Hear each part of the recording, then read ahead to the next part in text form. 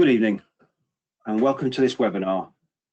My name is Chris Kelsey and I'm the Communications Manager at the Banks Group. Thanks so much for your time and for joining us this evening. I'm genuinely very sorry that we're not able to do all such meetings, consultation meetings about this proposal face-to-face. I'd much prefer to see you face-to-face and talk to you normally.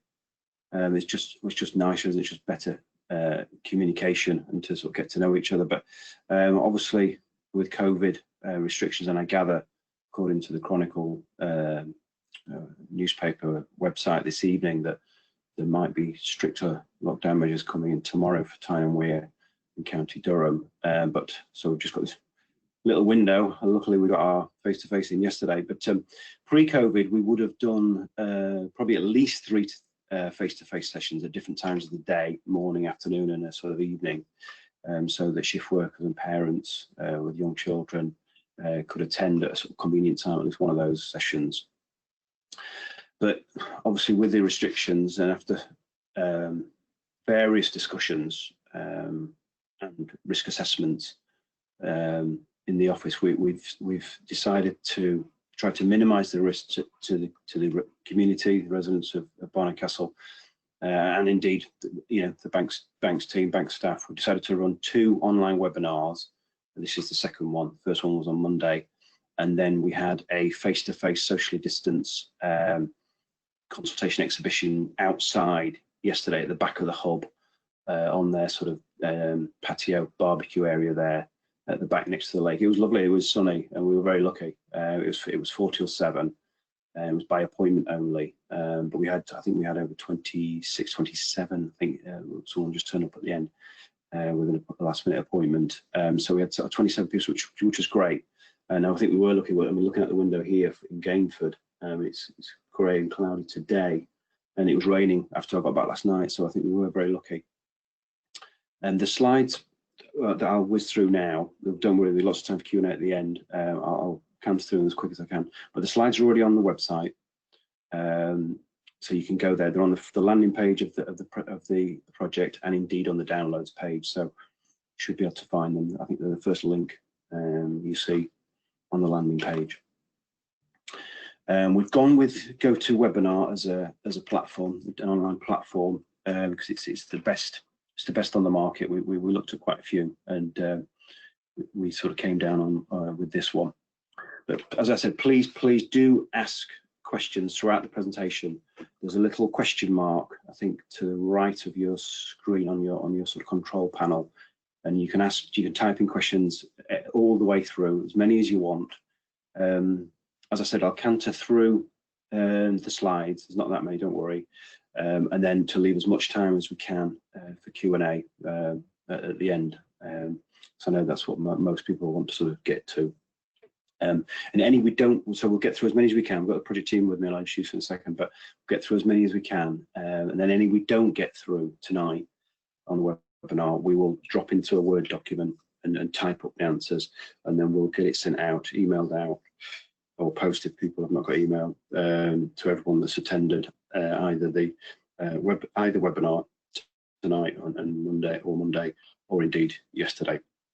So don't worry, if we don't get to your question, we're not ignoring it. It's just, we've run out of time, sort of thing. So without further ado, let's get cracking. So meet the team. You'll be, sorry to say, you'll be hearing my voice most of the time. I'm the sort of main presenter, as it were. But you have got the rest of the project team on in the background, although you can't see them, but they are here, I'll show you. So there's me, in no particular order. There's sort of me, top sort of left on my screen there. I'm the Communications Manager of the Banks Group, as I said, but I'm acting as the Community Relations Manager on this project. I've worked for banks proudly so, for 6 years now. 6 years just gone in the summer, just gone. I live in Gainford, as I said. I speak to you from Gainford now, in my oldest son's bedroom. Both my sons play football for Barnard-Castle Football Club, under 15s and under 10s respectively. So Barnard-Castle is very much the centre of my world, and my eldest son Jack attends Teesdale School, which is obviously just down the road, around the corner from this, down the road from the hub, obviously. Also on, you've got Jill Lomax, who's a senior planner at Banks, and she's got a wealth of experience on working on projects throughout the Northeast. Many good property projects, so she's a great person to have on the team.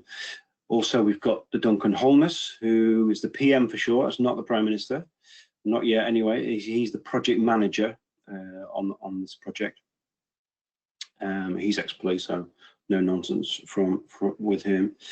Laura Emerson is also on the project. She's in the project team and on this webinar. She's a technical manager with huge experience in transport matters and issues. And then also we've got, last but not least, from the bank side, you've got Dean Penfold, who's the development engineer on the project, and he's got huge experience around drainage and sewerage issues and surface runoff issues. So if you've got any sewage questions, he's the man. And also on the webinar that's helped set it all up for us and train us on it and how to use it is Will Broadbent from our digital partner, digital agency, Inspired Digital Agency in Newcastle. And so he'll be helping us throughout the session as well. So just a bit about banks before we get into sort of this project specifically. The Banks Group was formed in 1976 by Harry Banks and his brothers. It's still family owned. It's still Harry's still the chairman. He's still the first in and last out most days. We are County Durham headquartered. Our office is just on the Meadowfield Industrial Estate there, just at Langley Moor, just outside Durham City. We've got three main strands to our business at the moment. We've got a mining division, which is surface coal mining mainly, and some fire clay and sandstone, but mainly coal. We've diversified over that, and that's what Harry started in 1976. Really, that's his kind of first business really. And there's a transport arm with that transports coal and other things. We've got a renewables division. By renewables, we mean onshore wind and solar mainly, but we are looking at new technologies such as battery storage and peaker plants, which is quite exciting. And also, of course, we've got the property division, which this project obviously is a residential property scheme. So how do we work? How does the Banks Group go about its business? Well, development with care is our sort of strapline, but it's more than a strapline. We do live and breathe in it. It's the heart of all we do, and it embodies our values really. Development with care, in short, means we work with the local community in which our projects are located. It means we want to ensure our employees and our staff are treated properly and safely and are well trained and treated with respect so they can do a good job and enjoy their work. But it also means that we conduct our activities in a responsible manner with consideration for the environment, for local communities obviously, and we treat our suppliers properly and with care. We aim to develop our business by continually improving our environmental performance and by using sustainable practices and building and maintaining positive relationship with all our stakeholders. The Banks Property specifically is dedicated to producing architecture, landscape and urban design of the highest quality. The Banks Group is a national advocate for sustainability, and we strive to meet our core objectives at all times, and these are to create better places to work and live, and to try to incorporate wherever possible sustainability in all areas of design. So it's just a bit of a snapshot there from the website of property projects in the northeast around the sort of Tees Valley up into County Durham area. There, the green sort of house icons are property schemes. You can go on the website and click on those and have a look at other projects. Obviously, Barnard Castle's on there. There's one obviously at Herworth there, and a couple of notes. There's one up in Pelton we've done recently that might be of interest, and Mount Oswald in Durham City itself is one of our kind of more sort of flagship property projects, one of our bigger flagship projects. So again, well, as part of development care is obviously we encourage all our staff to and team and suppliers to undertake voluntary and community work. Obviously, with the lockdown, this has been particularly pertinent and need, really. There's just a few pictures there, just a few highlights recently. There's me on the left helping out at the Bishop Auckland Food Bank Distribution Centre in Shildon. That was part of the Health Express and Auckland projects, feeding people that were shielding, delivering food parcels every day, 7 days a week, to people that were shielding during the national lockdown. And then the middle picture there is the mining guys on sites, on our Shotton site, spelling out the words of the letters NHS with their dump trucks there as a sort of tribute and thanks to the NHS workers putting their lives at risk to look after us all during the lockdown. And then finally, on the sort of right of the screen there, the top right is a picture of a woman who lives in Hartlepool who was shielding and didn't have any relatives close by, so she didn't have much contact apart from people delivering parcels to her. And our graphics team manager Chris Madison got to hear about her, and he lives in Hartlepool and knew about her through some local voluntary work he was doing, and he found out she's a big Jean fan. So he drew a picture of Jean Pitney on a sort of electronic drawing package and gave that to her as a sort of picture, which she was chuffed with. Okay, so without further ado, that's the bank screen, that's the team. So our proposals for this specific project in Bonnycastle, we'll get into those now. So why have we chosen this site is obviously a sort of obvious first question, really. Just to take a step back, there's a national and indeed a regional local shortage of housing. The news before COVID, and indeed throughout COVID, we hear about the housing crisis on the news, the local and the national news. Basically, a sort of shortage of houses. We haven't built enough houses in this country since the war, pretty much, year on year. So new housing and new homes are needed, particularly and specifically in Bonnycastle. I know there's an issue with local families, particularly if they want to their children to live near them or move to, live near their parents. There is an issue with availability of homes. And also new homes will protect the vibrancy of towns and facilities and services in the future. But despite the ongoing need for new homes in Bonnycastle, in the Bonnycastle area, there's no other suitable sites in Bonnycastle that have been identified in the emerging County Durham plan, which I know has been long in gestation, but still no sites identified in that. And we've given all the constraints there with the conservation area, the ancient woodland, the employment land, and so on. We think this is the most suitable location for housing, or new housing, in Bonnycastle. Obviously, it's on the A67 there, the Darlington Road. So it's next to access to existing transport networks and bus services. And also there's an opportunity there, it's quite near the Bonnycastle sign, just down from the static caravan park there, the Bonnycastle boundary sign. And so there's an opportunity to create a sort of attractive entrance to the town with planting and boundary design. Key facts about the site, which you may have seen online, forgive me, just to canter through. Don't worry, there's not that many more slides to go. The site is just over 5 hectares in size. It's 5.4 hectares to be precise. That's about just over 13 acres in old money, if you think of that. And we're looking to build up to 100 homes with a mix of house types and affordable housing on site. Okay, so I gather we've had some really good questions coming in, so that's brilliant. Thank you so much. Keep them coming.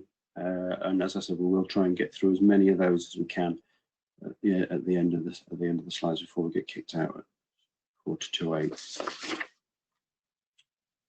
Okay, so the draft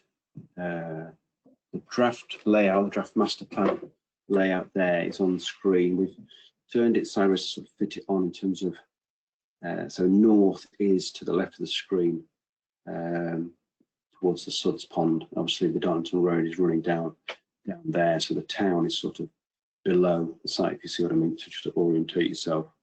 The You can see the new bus stop there on the north side of Darlington, of the Darlington Road, the 67. We can come back to that, but I'll just move on briefly. Come back to it if we need to, and it's on the downloads. Obviously, we'll put it in more leisure. I don't want to sort of flip on too quick, but I want to get to the end, and then we can get to the questions. So the proposed site entrance there, there's a sort of close up there. There's the entrance to Castle Vale, the Ash Tree Drive, Hollinside there, existing footpaths there, and there's the entrance to the existing field, from the existing field there. So there's our proposed entrance at this stage in the process is just a bit further down there, opposite that utility cabin, if you know the road well.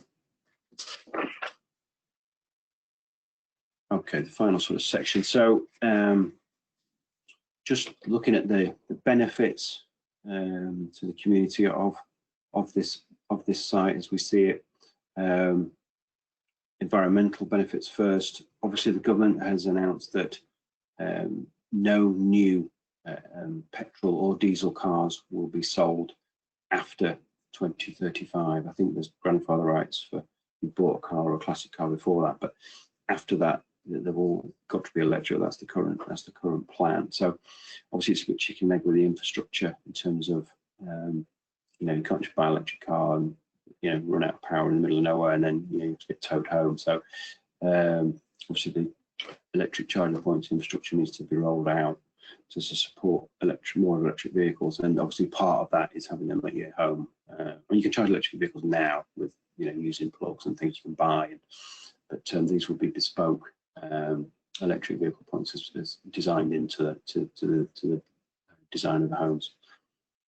And there'll be new landscaping and planting, obviously, and all hedges will be kept and enhanced as well. Moving on to the social benefits. As I mentioned, there will be affordable homes on site.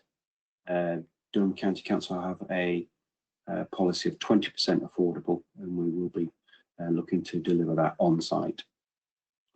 And that will probably be part of the planning application process. And obviously new families will, as I said, will help sustain, new families coming into new homes will help sustain rural services which are under pressure from cuts and austerity and lack of passenger numbers. And finally, the economic benefits. Obviously direct jobs are created during the construction phase of the homes and the roads and so on. The council, Durham County Council, will get a new homes bonus from the government, and obviously they'll get additional council tax, which will help. Obviously their budget's under massive pressure after years of austerity, and indeed now COVID, trying to find more money for marshals and things. Okay, final slide for the questions, I think. So just a quick, just a quick sort of generic timeline there. So where we are today, community consultation events, then we're looking to submit an outline planning application to Durham County Council later this autumn 2020, and then there will be other consultations throughout before Christmas and after Christmas throughout the winter 2021, and then all being well, all things being equal, we would hope to get a determination from the Durham County Council Strategic Planning Committee in the spring of next year, so spring 2021. So now we come to questions. So I'll just into this. I know we've had a few come in. Right. Question for you, Jill. I know you're always popular with these as a planner. How do we plan to get the path to the new development? The path, I think, was on one of the slides showing the entrance, but how do we plan to get a path to the new development?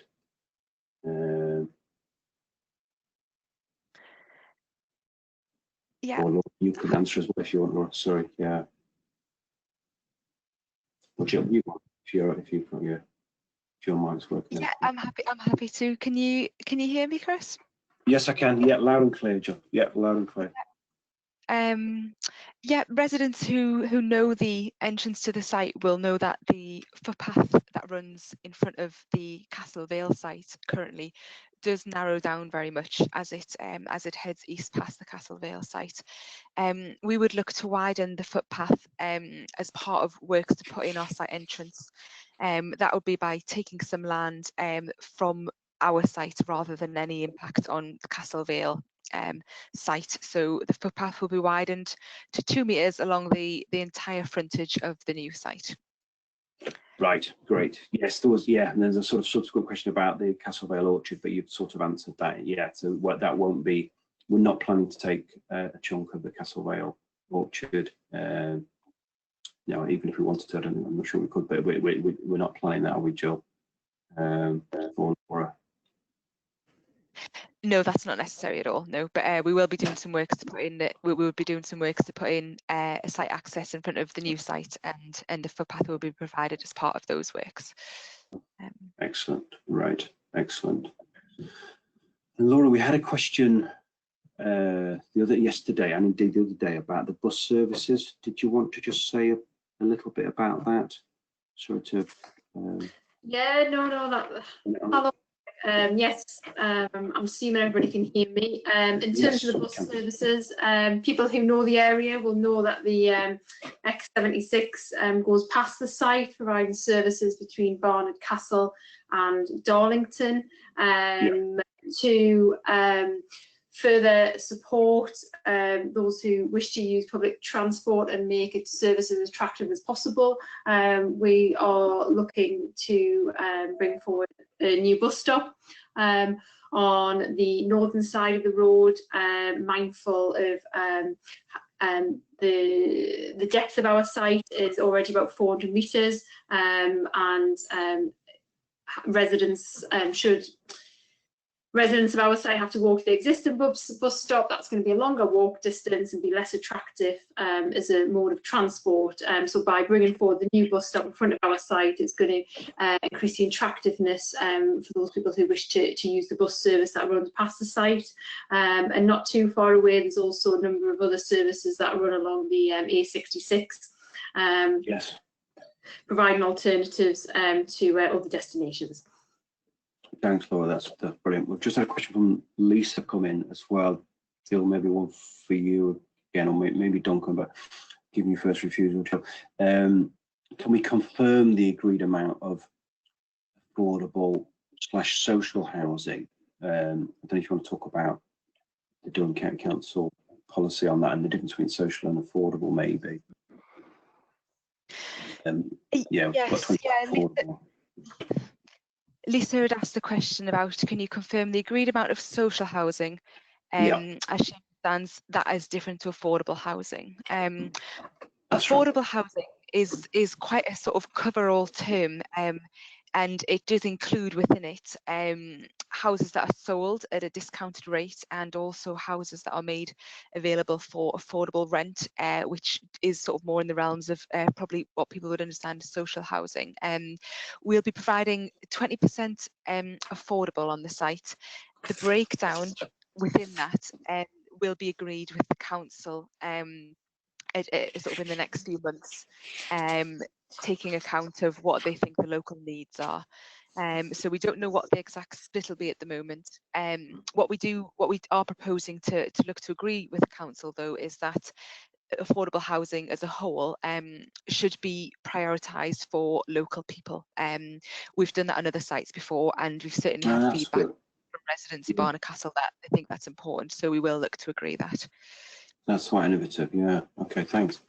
And Duncan, did you want to just, I probably should have covered it in these slides, apologies, but did you just want to talk a little bit about the process at the timeline there in terms of, and how Banks Property works in terms of getting planning and then looking to work with a home builder? Did you want to say a few words about that? Yeah, not a problem, Chris. I think essentially it's important to get the sort of picture of what banks do. We're essentially in this case a land promoter. We're not a house builder. So we won't be the company that builds the housing development subject to a green planning. So that the process that banks will be involved with is submitting the planning application, working with the council to ultimately get it to a planning committee where we would hope we would be successful in gaining a planning permission. We will then, on the receipt of a planning permission, look to engage with home builders who are potentially interested in acquiring the site, and then coming up with a reserve matters application, which will they then come back, submit to the council before agreeing the sort of the finer details, and then starting on site. So the timeline essentially that we're working towards, I think you might have touched on already, is submission of a planning application, outline plan application this autumn, with a view to get into planning committee around February, March time of next year. That will be for an outline application and hopefully an outline permission. The home builder who will then come online would look to come forward with a reserve matters application, which essentially is a stage 2 planning permission with a detailed site layout and house design. They would put that in and hopefully get that through and approved, and then realistically you're probably looking at start on site 18 months from now potentially. Right. And it's at that sort of second stage when the house designs and the sort of house types are sort of more locked down, as it were. Is that right? Yeah. So that's the sort of the details. So essentially this application will be for the outline, which is the principle of development and the quantum of development. The reserve matters will look at the detail of the house designs and the detailed layout. This is what we're working up, is an indicative master plan. Yeah. So yeah. Right. Got it. Thank you. That's helpful. And Dean, just a question on drainage. I know we had a few conversations yesterday about it, and indeed online before the webinars, and indeed since the Mondays, about the capacity of the drain network, and any thoughts or conversations we've had with Northumbria Water about how it might link in and how it might all work. Do you want to say a few things about that? Yeah, I can touch on that briefly. Yeah, so basically we've got what's known as a sustainable urban drainage system on site, which is well, in simple terms, it's a way of sort of channeling water throughout the development through a system of swales, which are sort of shallow depressions in the ground, usually landscaped up with some sort of reeds made to look quite nice, bit of a landscape feature. Ultimately, the surface water is going to accumulate in what'll be a dry basin at the northern end of the site, which is the lowest part of the site. Obviously, water draining by gravity downhill. Yeah. So once the water reaches that attenuation basin, it'll be landscaped. There'll be reeds in there. It'll offer a level of water quality treatment before it's then discharged into the local beck. Right. So we've gone through the usual processes of speaking with the council, the lead local flood authority. Yeah. Who gave us advice, design, what they want to see from it.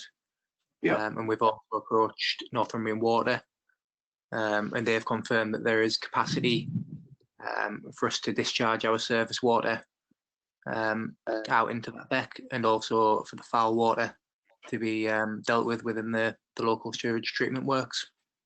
Right. Yeah. They've confirmed that there is capacity to deal with all of the on-site drainage. Right. Okay. Thank you. That's helpful. Yeah, a number of people raised that with me, and I wasn't too. I'll also point out as well, it's designed as a dry basin. Right. Okay. So yeah. Unless the storm event, it will be dry in the bottom.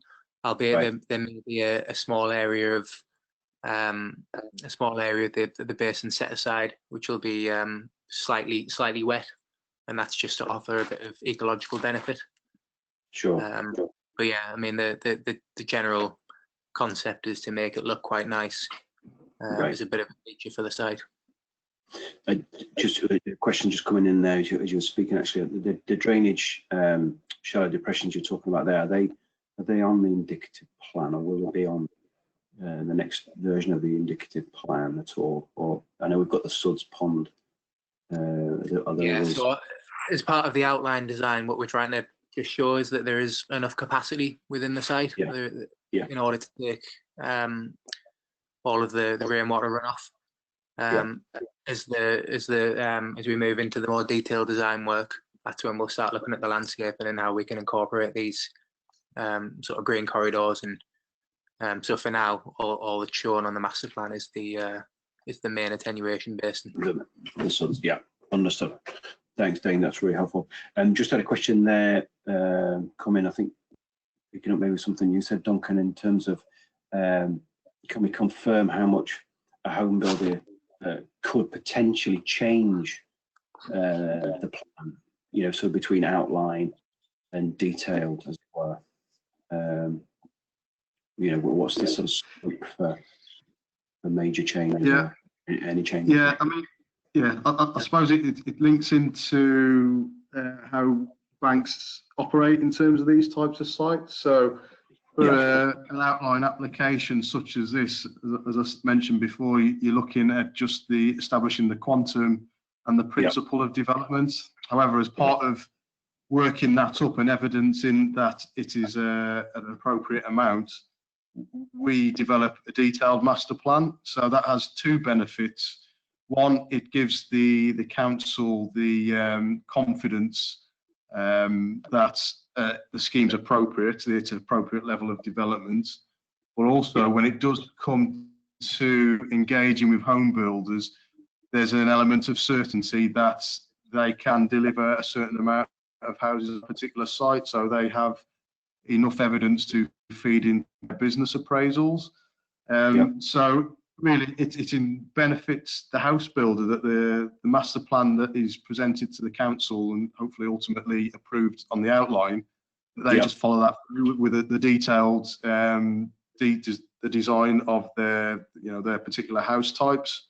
For them to try and fundamentally change the master plan, one, probably wouldn't go down well with the council, because ultimately they're going to have to reapply for probably a completely fresh outline application, because it would fundamentally change the nature of the site. But that also means it's wasted time, which they would much rather prefer to get straight onto a site and start building. So realistically, although there may be some tweaks, principles are going to stay the same, in all honesty. Right. Okay. And maybe just time for one more, maybe Jill, I don't know if this is within your sort of bailiwick, but there was a question yesterday about wildlife on site and the sort of surveys that are done as part of this process. Just want to talk about that maybe a little bit. So sort of last question maybe. Yes, certainly. From the very early stages of looking at the site, we've done ecology surveys to ensure we understand exactly what biodiversity is present, what the current habitats are. So they've included an initial phase 1 ecology survey that looks at the habitats that are on site. It gives an indication of, based on those habitat features, what are the types of species we might need to do specialist surveys for. So we've gone on to do specialist, sort of a suite of specialist breeding bird surveys and bat activity surveys as well. We've also mapped the habitats that are present, and we're putting a lot of thought into the master plan in terms of how we can include areas for enhanced habitats on the site, ultimately aiming to leave it in a bit of a more sort of biodiverse sort of state than it is currently. So by enhancing all the boundary areas and putting in landscaped areas which will be planted with sort of specialist native grassland mixes, and the like, we can actually try and create some slightly more diverse habitats than there are Yes. currently on site with it just being farmland. So, Yeah. so there has been a lot of ecology assessment done, and not only is it used to understand what is there, but also to inform the design proposals as well. Great, thanks, Jill. That's great. So I think we've got through most of the questions there. We'll double check at the end, but well, I'll just do the final bit. But thanks so much for all your questions. That was excellent. Some really good, interesting points there. And thank you so much. So, well, we want to hear from you. You can get involved and help shape this project by various sort of channels of communication, if you like. You can send us a letter. We've already got a couple of handwritten letters on this. You don't often get a letter these days. It was brilliant to receive them, and they made some good points. So yeah, there's our postal address. Obviously, you can go on the website. The project page is there, where these slides are, and indeed the posters that were in the on the hub boards yesterday for the face-to-face socially distance appointment only consultation event yesterday. They're on there as well. It's a download PDF. You can email just for information or just a question or query. There's the sort of the project email. We've all got all the guys on the project have got access to that email, so we can divvy it up who's most appropriate and answer it. You can call us. You can ask for me initially, and if I can't answer it, I can find out from one of the project team and get back to you, or they can get back to you direct, whatever's easiest. You can follow Banks on social media. We're on Twitter, Facebook, and LinkedIn. We have a YouTube channel as well. Obviously, all the posts on there are not just about this project. Obviously, the group has lots of other projects and obviously other divisions on renewable energy and coal, as we mentioned. So we post around that, but yeah, feel free to do that, and you can comment on on Facebook and Twitter. You can reply, and on LinkedIn you can. And obviously, you know, the parish council, the local parish council for this site is Marwood. It's not in, as you probably know, Barnard Castle Town Council area. It's actually in the Marwood Parish Council area, chaired by Councillor Elizabeth Marwood, and I think the clerk there is Miriam Bennick, so you can get in touch with her. They've got a Facebook page and a website, I believe, so you can contact them through that, or indeed obviously your local representatives, county councillors, Bonnicastle East, and indeed other elected representatives, MP, Bishop Auckland, of course. But yeah, I'd love to hear from you. And that draws us to a close. Thank you so much for joining us tonight. I'm sorry we're not seeing you face to face, but thanks for your time. Thanks for taking the effort to go onto this unfamiliar technology and join us. It's really good. I hope to see you in a safe way soon, face to face, 2 meters apart or not, depending on the rules. But in the meantime, keep safe, and thank you so much for your time.